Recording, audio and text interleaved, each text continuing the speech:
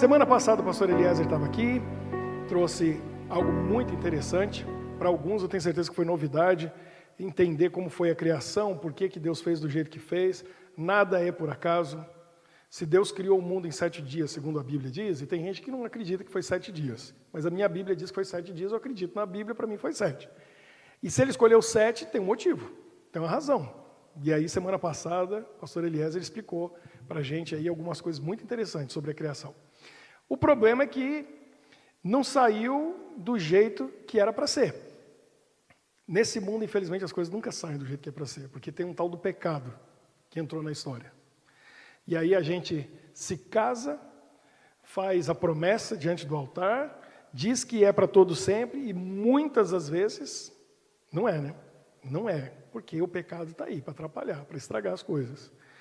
A gente tem os filhos, faz plano para a vida deles, às vezes eles desviam dos planos e acabam decepcionando os pais. E aí talvez a coisa mais terrível que aconteça nesse mundo, que é um filho morrer antes de um pai e de uma mãe. É um mundo de pecado. Porque um pai ou uma mãe morrer antes dos filhos é natural. Mas um filho, dizem que é terrível, espero nunca ter que passar por isso. Mas diz que um pai ou uma mãe ter que enterrar um filho é a maior dor que se passa nessa vida. É um mundo de pecado. A gente está num lugar lindo, maravilhoso, criado por Deus, que tinha o ideal dele e o pecado estragou tudo. Por que entrou o pecado nesse mundo? Então hoje é a questão da queda. O que aconteceu? A queda do homem, do plano original de Deus para o pecado. E 2 semanas atrás a gente conversou um pouquinho sobre isso. Por que a gente aparece essa frase, né? Por que Deus deixou isso acontecer? Se a gente entende pela Bíblia que Deus conhece o futuro, que Ele é onisciente, que Ele é onipotente.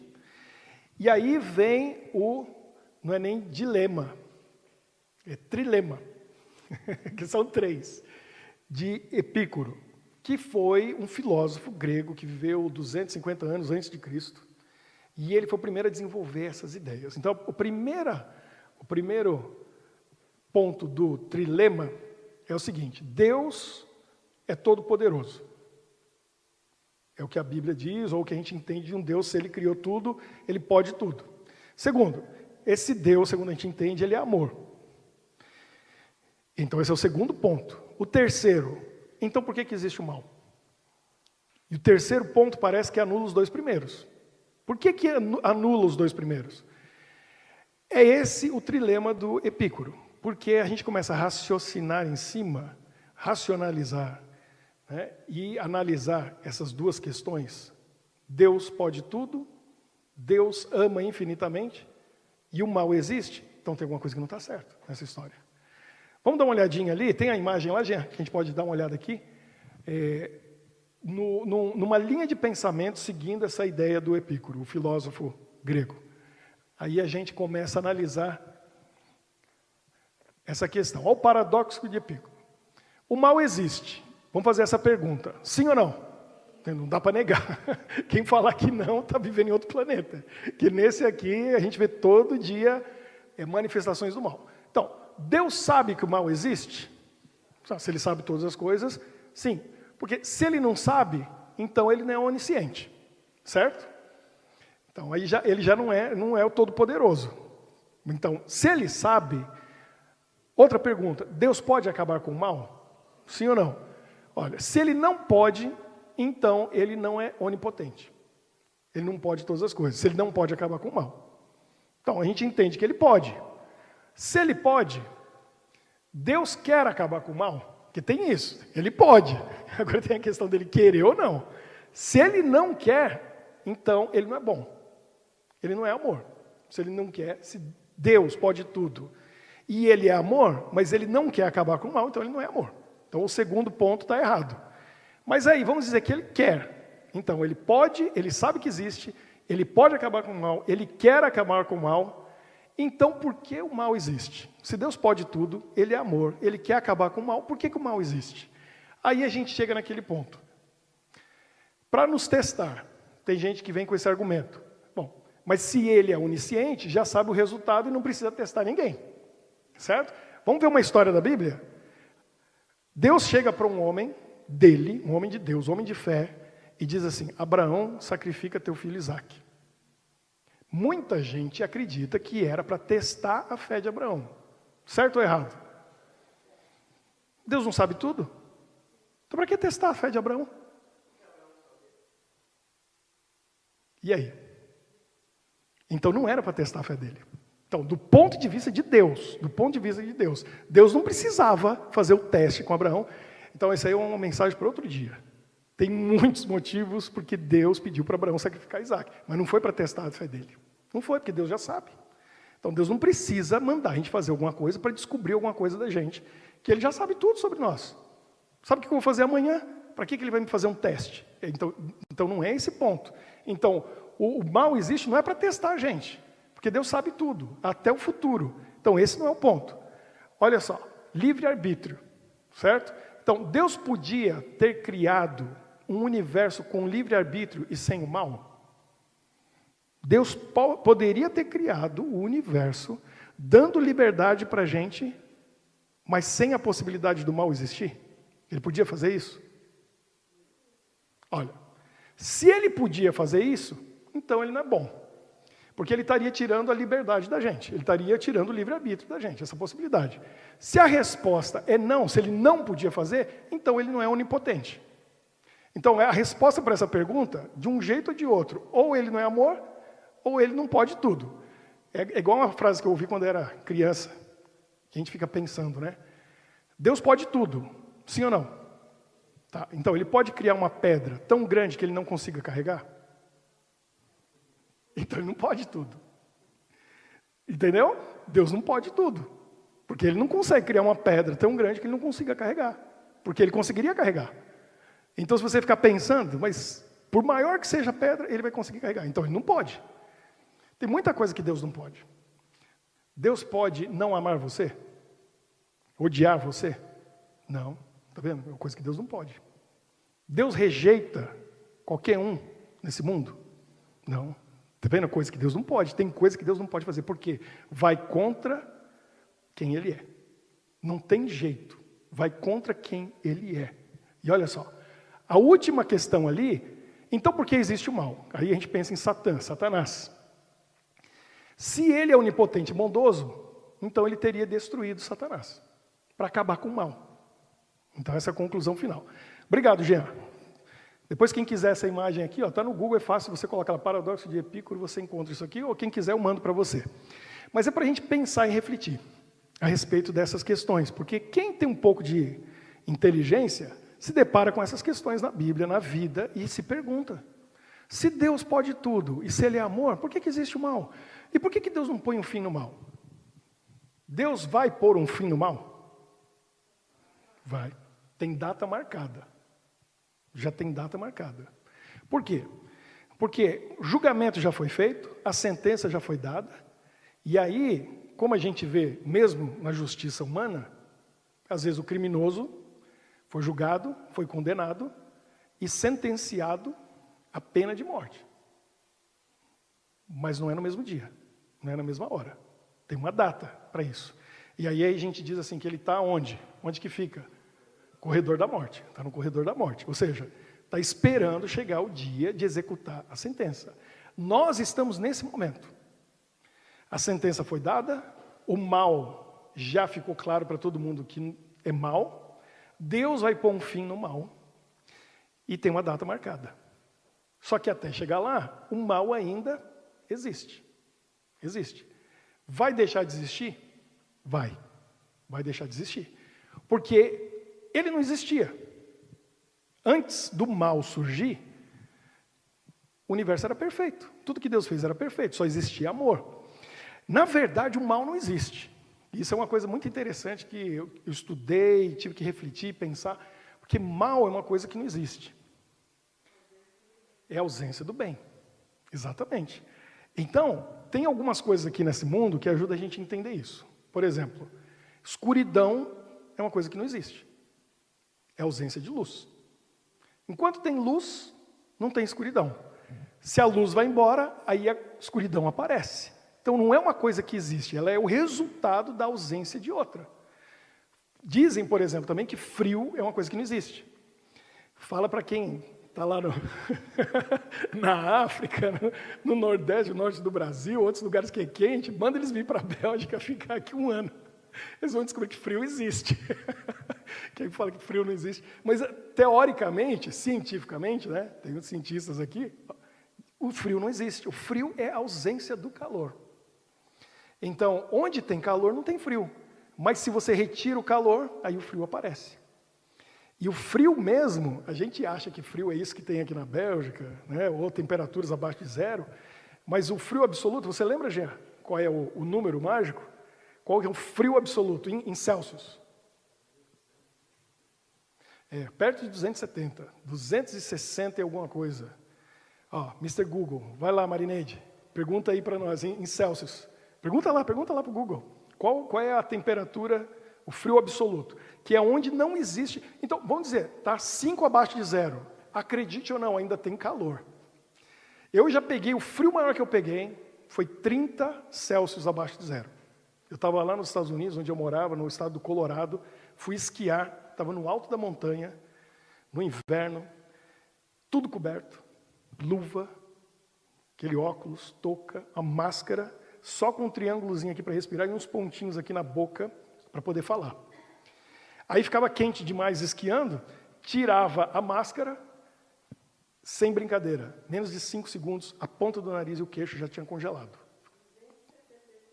273. Jean, você ganhou de mim, você chegou mais perto. O homem é cientista, eu vou discutir com o doutor. 273 Fahrenheit? É Celsius ou Fahrenheit? Esse é em Celsius. 459 Fahrenheit, 273 Celsius. Ou seja, até 270 abaixo de 0, estava 30 abaixo de 0. Para mim, aquilo ali já era de morrer, era de matar. Estava muito frio, 30 abaixo de 0. Ainda tem calor. Você tem que chegar a 273 abaixo de 0 para dizer não tem calor nenhum. Dali para baixo não tem calor nenhum. Aí é frio absoluto. Então, existe. Mas existe o quê? A ausência do calor. O mal é a manifestação da ausência do amor de Deus. Tirou Deus, vai aparecer o mal. E as formas que a gente conhece, a gente vê da manifestação do mal, que são terríveis, ainda não são mal absoluto, porque nesse mundo, segundo a Bíblia, apesar da maldade que existe, a gente fica impressionado de ver quão mal o ser humano pode ser. O Espírito de Deus ainda está trabalhando no coração das pessoas. E não é mal absoluto, porque ainda existe uma consciência, mesmo na mente de um psicopata, mesmo de um assassino em série, mesmo de uma pessoa que a gente fala, isso aí não merecia nem ter nascido, né? Ou de alguém que fez genocídio, né, em massa, que matou milhões de pessoas, ainda existe algum amor e bondade naquela pessoa. O mal absoluto vai acontecer, segundo a história desse livro, no livro de Apocalipse, quando o que se retirar da terra? O Espírito Santo. Deus vai retirar o Espírito Santo da terra, e aí a gente vai ver o mal absoluto se manifestando. Por que isso tem que acontecer? É uma coisa para a gente entender. Deus vai deixar isso acontecer para a gente poder entender o que é a ausência do amor dele, da presença dele na vida de um ser humano. Olha só, Deus vai pôr um fim no mal, e o mal aconteceu. Agora, 2 semanas atrás a gente já conversou por que ele deixou acontecer. Ainda se lembram? Quem estava aqui? Quem não estava, a gente vai ter que revisar, porque isso é muito importante. Você não estava, né, Marineide? Quem que estava? Levante a mão. Quem estava aqui 2 semanas atrás? A maioria não estava, vou ter que repetir. Vamos repetir, para dar continuidade. Por que Deus deixou o mal acontecer? Tem muitas tentativas de explicação, muitas ideias, mas, sem dúvida nenhuma, é porque Deus é quem Ele é, aquilo que a gente estava dizendo, e Ele não vai contra a natureza dEle. Ele não pode fazer algumas coisas que Ele... Uma das coisas que a gente pode contar com Deus é o seguinte, e aí eu vou explicar de novo um pouquinho do que eu expliquei 2 semanas atrás. Deus não age com as suas criaturas, seja os anjos, seja nós, aqui na terra, ou outra qualquer que Ele tenha criado, baseado na sua presciência. Deus sabe tudo o que vai acontecer na sua vida e na minha vida, mas Ele não age hoje com a gente, no presente, de acordo com o que Ele sabe do futuro. Porque senão, quem sabe 2/3 da terra Ele já tinha desistido. Não vão estar no reino dele mesmo, já não querem saber do amor dele. Por que ele fica perdendo tempo em resgatar, em salvar e perdoar alguém que ele sabe que no fim vai rejeitar ele? Ele já sabe. Não, Deus não age hoje baseado no que vai acontecer amanhã. Se hoje eu me arrepender e eu buscar Deus de coração, o que ele vai fazer? Ele vai me perdoar e vai me oferecer salvação. Mesmo sabendo que daqui a um ano eu vou rejeitar ele e vou abandonar minha fé. Porque ele não age hoje baseado no que vai acontecer daqui a um ano. Ele age hoje baseado, e aí vem o que o Renan falou. Abraão não sabia. Ninguém sabe, só ele sabe. Todo mundo tem que viver o que Deus já sabe. Porque se ele não permitir a gente viver o que ele já sabe, ele estaria fazendo o quê? Quem lembra da palavra que eu usei 2 semanas atrás? O que ele estaria fazendo? Se ele mudasse as coisas hoje baseado no conhecimento que ele tem do futuro. Ele estaria fazendo o quê? Trapaceando. E isso é contra a natureza de Deus. É contra quem ele é. Ele nunca vai trapacear.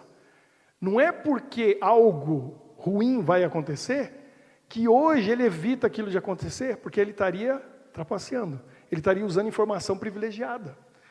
É alguém que sabe os números que vão ser sorteados na loteria.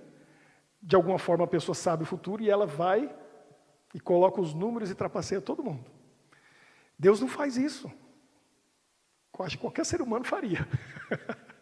E ainda se engana, né? Não, mas é com boa intenção. Eu vou fazer bom uso disso aí. Deus não. E olha, quer a prova disso?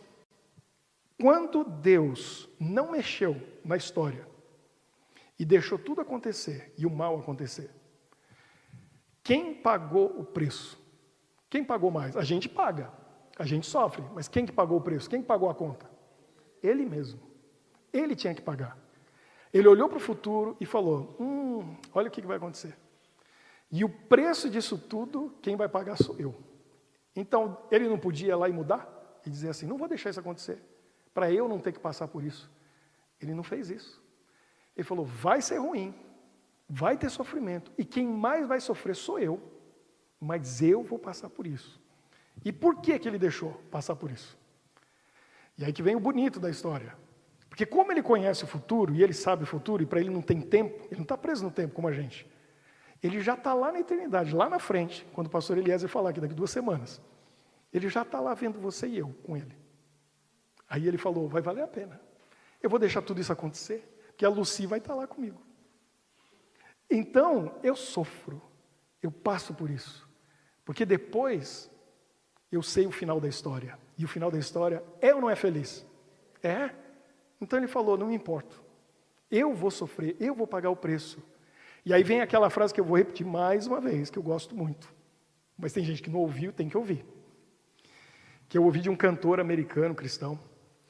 E essa frase mexe comigo, porque ele disse o seguinte, que Jesus olhou para nós, e aí o que ele disse?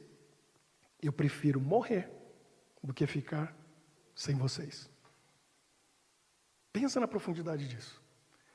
Ele disse, eu prefiro morrer do que ficar sem vocês. E aí ele morreu para não ficar sem a gente. E agora está garantido que a gente vai estar com ele. Aí a gente tem que entender uma coisa. O mal entrou através de um teste, e ali foi teste. Teste de fidelidade. Deus falou com os filhos, Adão e Eva, e eles acreditaram numa cobra falante, segundo a história bíblica, que eles tinham acabado de conhecer, e duvidou do pai deles, do criador deles. Era um teste difícil, que não dava para evitar, ou era um teste fácil? O que vocês acham? Era fácil de passar. Por isso que ficou mais complicado, ficou mais difícil, foi mais feio o tombo deles, porque se fosse uma coisa assim complicada, difícil, não, era só não chegar perto da tal da árvore. Uma hora Deus ia falar, ó, eles não vão chegar aqui mesmo, vamos tirar esse teste daqui. Era chegar lá e ouvir a cobra falando e falar assim, que isso? Vou dar ouvido para você? Estou fora. Ei, Adão, chega aqui. Ó, essa cobra falando umas besteiras aqui, umas mentiras, vamos embora, deixa ela aí. Acabou, resolvido. Não, se iludiu. E aí a gente pensa, como que esse mundo é um mundo de ilusões? O Jean falou, né, sobre isso, foi um dos temas que ele mais gostou quando a gente falou lá dos Estados Unidos, como aquilo é uma cultura, um país de ilusão. Mas todos nós vivemos ilusões. E eu falo para vocês, toda semana eu me pego me iludindo com alguma coisa. A gente se ilude com promessas. Tem gente em alguns países por aí que se ilude com promessa do político e acredita, tudo vai melhorar agora, e sai para a rua e faz passeata e campanha. Não muda nada, até piora. Se ilude com promessas de pessoas, né? Se ilude com dinheiro, com fama, com sucesso, com realizações, com sonhos, com projetos, aí alcança as coisas. Se ilude, a gente se ilude. E eu me decepciono às vezes com algumas coisas, e minha esposa fala para mim, tá vendo? É que você cria expectativa. O que é criar expectativa? Eu crio mesmo, e aí eu acabo sofrendo. Por quê? Porque eu criei ilusão. Criar expectativa, em outras palavras, está falando assim, você está se iludindo, você está criando ilusão. O único lugar que não é ilusão é aqui, ó. A única pessoa que não vai iludir você é Jesus. Com ele não tem ilusão, é certeza, é confiança. Isso vai acontecer. A serpente iludiu Adão e Eva, deu no que deu. E aí, Deus mesmo pagou o preço. E a coisa vem acontecendo. Agora, antes disso, e a gente viu 2 semanas atrás, teve um anjo que confundiu as coisas. E ele quis o lugar daquele que estava no trono. Lembra que a gente viu isso 2 semanas atrás? Miguel, aquele que é como Deus, o arcanjo, estava sentado no trono e Lúcifer quis aquele lugar, ele quis receber a adoração. 1/3 das estrelas do céu, segundo Apocalipse 12, foram com ele. Ou seja, os anjos. Muitos anjos foram com ele. Eu já vi isso em podcast, no YouTube, e gente falando isso, dizendo assim, Satanás ainda tem chance de se arrepender? Será que Jesus não está trabalhando pela salvação dele? Esses anjos têm chance de se arrepender e voltar atrás? Claro que Deus gostaria que isso acontecesse. Seria maravilhoso acabar com essa maldade toda e o autor da maldade, que ele começou tudo isso, se arrependesse. Agora, tem possibilidade disso acontecer? Não tem. O julgamento dele já foi feito, já foi decretado, já foi definido. Como? Jesus morreu na cruz, acabou. Porque quem foi lá tirar a vida dele, né, ele conseguiu o que ele queria. Tirou a vida daquele que ele queria ocupar o lugar. Então, não tem volta. Por quê? Porque ele chegou no frio absoluto. Agora a gente entende. Ele chegou na escuridão absoluta. Não sobrou nada em Lúcifer do amor de Deus, da presença de Deus na vida dele. Então, se não tem a presença de Deus na vida dele, se não tem o amor de Deus, se não tem luz, se não tem calor, não tem de onde vir arrependimento. Não tem de onde vir mudança. É impossível, não tem como. Esses já estão condenados. Aí a gente vai entender uma coisa muito importante. Porque para mim era uma coisa que, eu vou explicar para vocês, me gerava dúvida. Então, não tem volta, porque não tem como se arrepender. Qualquer ser humano nesse mundo, como eu disse, o Espírito Santo está trabalhando na nossa mente e no nosso coração, pode vir a se arrepender da maior maldade que fez. Pode se sentir mal com algo que disse, que fez, e há possibilidade de genuíno arrependimento, mudança, conversão. Isso pode acontecer. Com eles, não tem. Então, como eu falei, o mal tem data marcada para ser extinto. Vai acabar. Vai desaparecer. E eu quero ler um texto com vocês, para a gente poder entender isso. Olha o que diz lá no livro de Mateus, capítulo 25. Se você tem sua Bíblia, dá uma olhadinha. Mateus 25. Porque aí vai ajudar a gente a entender a resposta para esse trilema de Epicuro. Como que a gente entende isso? Deus é todo-poderoso? É. Deus é amor? É. Deus vai pôr um fim no mal? Vai. Já fez isso. Ele já resolveu esse problema. Só tem a data marcada para acabar com isso tudo. Olha o que diz aqui. O grande julgamento, em Mateus 25, dos versos, deixa eu ver aqui, 31 em diante. Mas eu não vou ler tudo. Aqui está dizendo que quando Jesus vier, vão ter 2 grupos de pessoas, e para um deles ele vai dizer o seguinte, aqui está no verso 34. Vinde benditos de meu Pai, entrai de posse do reino que vos está preparado desde a fundação do mundo. O reino de Deus ele preparou desde a criação. E para esses que aceitaram a Jesus, aqueles que ouviram a voz da consciência, aqueles que ouviram a voz de Deus, vão entrar no reino de Deus para viver eternamente. E o pecado vai ser tirado totalmente do coração deles. Não vão ter mais o pecado e o mal no coração.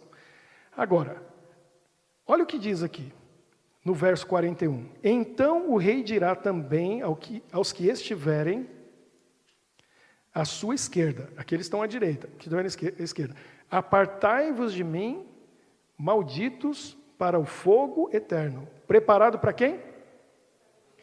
Para o diabo e seus anjos. Então, vai ter fogo? Vai. Vai queimar e consumir? Vai. Para quem que é o fogo? É para Satanás e os anjos dele. É para ser humano?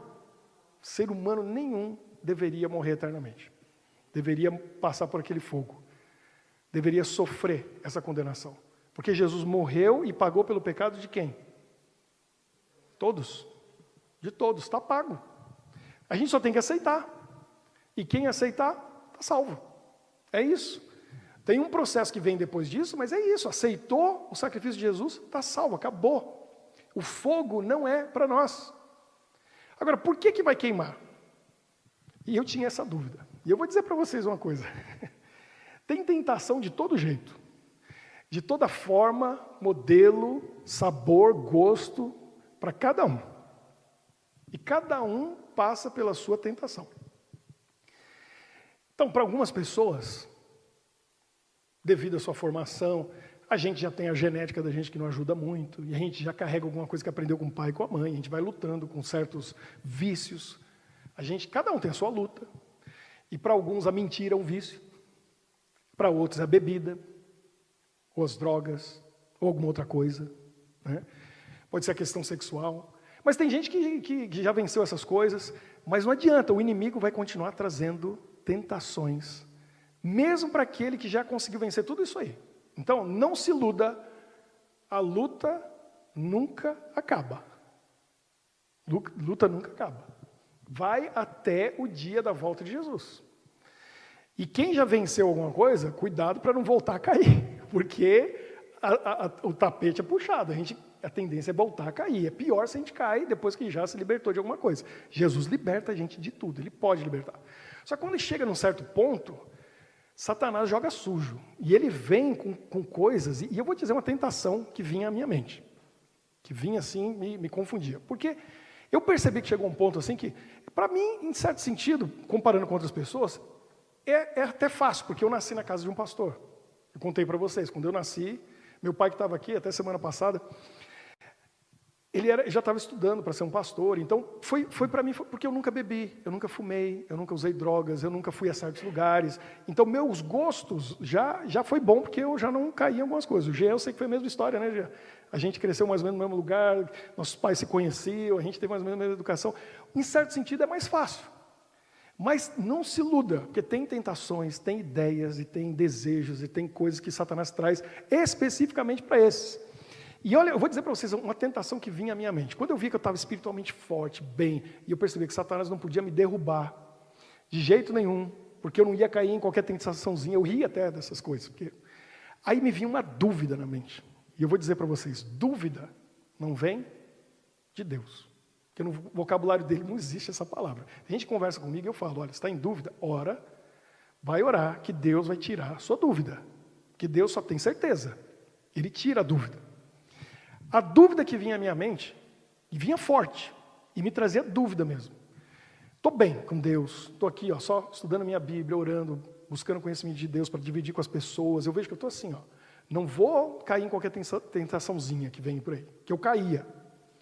Aí começa a vir uma dúvida na minha mente. Deus não é justo ao destruir Satanás e os anjos do mal. Por que vinha essa dúvida na minha mente? Eu ficava com dúvida mesmo, eu ficava pensando, por que ele vai destruir? O que vai matar eles? Quem que estava colocando essa ideia na minha cabeça? Eu sabia de onde estava vindo. Mesmo assim, eu estava com a dúvida. E eu ficava com aquilo. Mas será que Deus é amor? Como que Ele vai destruir para sempre eles? Não é justo. Será que não é justo? E eu ficava com essa dúvida. Até que finalmente, eu já falei para vocês, estava com ele semana passada, a gente teve um encontro dos pastores da Bélgica e Luxemburgo, ele mora em Luxemburgo. Então nós estávamos reunidos, o pastor Eliezer estava lá, né? Depois acabou indo para a casa do Jean, da Luciana, pegou o voo quinta-feira para os Estados Unidos. A gente passou 3 dias juntos. E um desses pastores, que é um amigo meu, que eu admiro e respeito muito, um homem que nasceu em Angola, é português, morou em Portugal há muito tempo, mas eu falei para vocês, o nome dele é Brar da Costa. Vou trazer ele aqui um dia, falar para a gente. Homem que fala 11 línguas, não sei se ele queria ter o mesmo número de filhos que ele teve, de línguas que ele aprendeu, porque tem 6. A filha mais nova dele, com 14 anos, já estava fazendo a faculdade em Estrasburgo. O homem é um gênio, acho que é genético, passou a genialidade para a filha, né? E ele tem conhecimento teológico profundo, com 2, 3 mestrados, 2 doutorados, fala hebraico, aramaico, grego, língua que a gente nem fala mais, além de falar as que a gente fala, e mais árabe e outras mais difíceis. Um homem muito inteligente, mas ele tem uma visão da Bíblia, um conhecimento. E a gente estava numa caminhada nesse encontro, de umas 2 horas, e fomos discutindo assuntos da Bíblia. E aí eu fui colocando algumas coisas para ele do meu conhecimento, e ele ficou impressionado, fiquei feliz, que eu consegui impressionar o Ebrar. Ele falou, oh, isso aí faz sentido, que coisa bonita, que bom, como é legal conversar com você, e fomos indo, e aí eu vim com essa pergunta para ele. Eu falei, Ebrar, às vezes eu tenho uma dúvida, tem que ter intimidade, né, para a gente poder confiar na pessoa e falar isso. E essa dúvida me veio à minha mente, eu preciso que você me ajude a entender isso. E aí ele me deu uma explicação que, ó, tirou assim, ó, e foi embora, acabou. E eu entendi esse ponto. Deus é ou não é o dono do universo? Lembra que 2 semanas atrás eu estava falando que Deus criou esse universo e o Hebrar abriu minha mente para entender isso. O Renan falou, para ele é uma caixinha de fósforo, não é isso? Para ele o universo está na mão dele. E esse universo imenso para a gente, que a gente não consegue imaginar o tamanho da galáxia, do nosso sistema solar, que a gente não consegue ir no próximo planeta. Ele é imenso para a gente entender o tamanho desse Deus. Porque para ele esse universo é assim, ó. Aí o Hebrar me falou, imagina que esse Deus criou esse negócio tão imenso, criou tudo isso, e ele se encolheu e entrou dentro desse universo para se relacionar com a gente. Aí eu falei para vocês, na outra semana, Jesus fez isso para se relacionar com as criaturas, depois ele fez isso de novo e se encolheu para vir aqui se relacionar com a gente, e virou um bebê, e veio aqui para ter sua fralda trocada por Maria. Imagina, para aprender a andar, para aprender a falar. Que Deus é esse? Eu fico doido com isso, eu não consigo entender. Um Deus que criou esse universo desse tamanho para salvar a gente, ele vem aqui e passa por tudo que a gente passou. Ele se encolheu e veio aqui. O que ele veio fazer? Não veio só salvar a gente. Esse era o caminho para ele reconquistar o que ele perdeu. O que ele perdeu? Um grãozinho de areia nesse universo, que é esse planeta. Tem um pontinho que o território foi invadido pelo mal. Um inimigo dominou, mas ele falou, eu vou pagar o preço para eu poder ter de volta o universo inteiro, que é meu, que eu criei. Custou caro? Para nós não custou nada. Pensa nisso. Para a gente não custou nada. A gente só tem que aceitar. Digo mais, a gente só tem que não rejeitar, porque no fundo é isso que a gente faz, né? Já está salvo. Só eu gosto muito que alguém falou isso, eu gravei. Salvação não é uma coisa que você perde. Não tem como perder. É uma coisa que você joga fora. Salvação é uma coisa que a gente não perde, a gente joga fora. Está garantido, é nosso. Jesus já deu para a gente. Ele veio reconquistar e custou a vida do Filho de Deus. Jesus veio aqui morrer para reconquistar esse pedaço do universo. E agora tem a data marcada para ele tomar posse do território completo, daquilo que ele perdeu. Só tem um problema. Não é que Deus quer matar Lúcifer, Satanás e os anjos que foram com ele. Deus não quer matar nenhum ser humano que está aqui nesse mundo. Só que quando ele for tomar posse daquilo que é dele, e o universo vai ser inteiro dele, tem um problema. Onde Deus está, o pecado não pode estar presente. E aí a luz chega, o que acontece com as trevas? Desaparece. O calor chega, o que acontece com o frio? Desaparece. E é isso que vai acontecer. Tem data marcada para Deus dizer, o universo inteiro é meu. E eu paguei o preço, e eu provei que a mentira que disseram lá atrás, de que eu não sou amor, agora está visível, todo mundo está vendo que era mentira. Deus provou que é amor. Que Deus é esse, que vem aqui, se torna um de nós, sofre e morre por nós. Se isso não é amor, o que é amor? Jesus mesmo falou, lembra lá que a gente leu? Em Mateus 15, se não me engano, verso 12, João 15, 12, Jesus falou assim para os discípulos, falou o quê? Não existe maior amor do que esse, de alguém dar a vida pelos seus amigos. Foi isso que Jesus fez. Ele chama a gente de amigo, ele deu a vida por nós. Ele provou que é amor. Está provado. Aí quando ele vem, a presença dele vai acabar com as trevas. A presença dele vai acabar com o frio. E aí nós que temos o pecado dentro de nós, a gente tem trevas. A gente tem essa barra de gelo dentro da gente. Agora a gente tem que entregar para ele o coração, para ele brilhar a luz, para ele trazer o calor e tirar o pecado da nossa vida. E eu vou dizer para vocês, ele tira. Mas eu tenho que deixar, eu tenho que querer. Lembra que a gente viu também? Apocalipse 3:20. Jesus falando, eu estou à porta e bato. Quem abrir, eu vou entrar. E vou fazer uma festa, uma ceia. Entro na vida da pessoa e aí está tranquilo. Porque Jesus entrou, esse dia que Deus vier tomar posse, você já é dele. Aí não tem trevas na sua vida. Aí não tem frieza nenhuma na sua vida. Está garantido. Agora, quem resiste e diz, eu não quero Jesus na minha vida, o que vai acontecer? Não vai ter jeito. Porque o pecado está ali, e o pecado, na presença de Deus, ele se consome. Ele queima. É inflamável. Pecado, na presença de Deus, é inflamável. Então eu quero me ver livre disso. Eu quero tirar isso. Porque eu quero estar na presença de Deus. E eu quero olhar para a glória do rosto dele, do brilho dele, estar ali e saber, não vai queimar nada aqui. Pelo contrário, vai me aquecer, vai me iluminar. E eu vou brilhar também. E eu vou ter calor também. É isso que a gente precisa. Vamos fazer a nossa oração? Vamos pedir para Deus fazer isso por nós? E eu quero convidar o Mário para vir aqui do meu lado, para a gente poder orar por todos nós, mas em especial pelo Mário. O Mário, olha como que ele está bonito, hein? Estou com inveja. Não pode, é pecado inveja. Vem aqui, Mário. Vamos fazer o círculo aqui, o Mário aqui do meu lado. O Mário é um homem de Deus. E ele sabe, a esposa dele sabe. Todos nós temos lutas, né, Mário? Sim. Você também tem as suas, não tem? Sim. Você vai vencer. Porque Jesus está na sua vida. E eu sei que você está lutando. O que a gente tem que fazer é o seguinte, não desistir. Porque Jesus não desiste. Ele não desiste. Nunca. Então a gente também não pode desistir. E eu quero orar nesse momento por todos nós aqui, por quem está acompanhando online, mas por você em especial. Para Jesus colocar o Espírito dele na sua vida e te dar a vitória em tudo aquilo que você está lutando. Deus te abençoe. Não é por acaso que você veio aqui no nosso refúgio, Deus te trouxe aqui, porque Ele tem um plano para a sua vida. E Ele ama cada um de nós e ama você de uma maneira que você só vai entender quando a gente chegar lá. Tanto que Ele ama a gente. E Ele transforma a vida da gente. Está transformando a sua, está transformando a minha.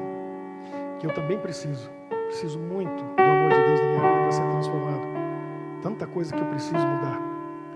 E então, você está dizendo, você também, sabe, a gente já deu o primeiro passo. A gente já entendeu o que precisa. O duro é quem não sabe que precisa. Como vai buscar Jesus? Aí como que vai ter mudança? Se a pessoa não entendeu o que precisa. Eu sei que eu preciso. Eu quero ser um marido melhor. Eu quero ser um pai melhor. Eu quero ser um amigo melhor. Eu quero ser um pastor melhor. Porque eu sou muito limitado. O pecado me atrapalha. Mas Jesus pode me transformar. Você também tem sua luta. Jesus vai te transformar. O que a gente não pode fazer é desistir. Porque cada dia é um dia de vitória. E Ele vai trazendo isso pra gente. E hoje mais uma vitória. Você está aqui com a gente. Sim. Não é? Isso já é uma vitória. Vamos orar. Vamos buscar o nosso Deus. Senhor Deus, muito obrigado por aqueles que vieram e estão aqui hoje. Especialmente o Mário que está aqui do meu lado. Ele tem lutado contra tantas coisas que o inimigo colocou na vida dele. Ele sabe disso. E ele está vencendo porque ele está aqui hoje. O teu Espírito está na vida dele. E o Senhor já colocou ao redor dele pessoas maravilhosas que estão orando, intercedendo, ajudando e apoiando ele. Continue transformando a vida dele, tirando da vida dele aquilo que precisa sair, para o teu amor entrar. Traga luz e calor na vida dele. De maneira especial, abençoe a Suzana que está aqui com a gente também, e a Lucy e seu filho. Esteja conosco, com cada um que veio aqui, dedicando tempo para ouvir a tua palavra, para louvar o teu nome e te adorar. Obrigado, Senhor, por esse local, por esses momentos que passamos juntos. Obrigado pela Bíblia, a tua palavra que fala do teu amor. E nós sabemos, Senhor, que o Senhor é todo poderoso, que o Senhor tem um amor infinito e que o Senhor vai pôr um fim no mal. E Ele nunca mais vai existir. Tem data marcada para acabar com tudo isso. O que importa, Senhor, é estarmos do lado certo. Estamos do lado daquele grupo que o Senhor vai dizer, Entre nesse reino que foi preparado para vocês desde a criação do mundo. Vivam eternamente comigo.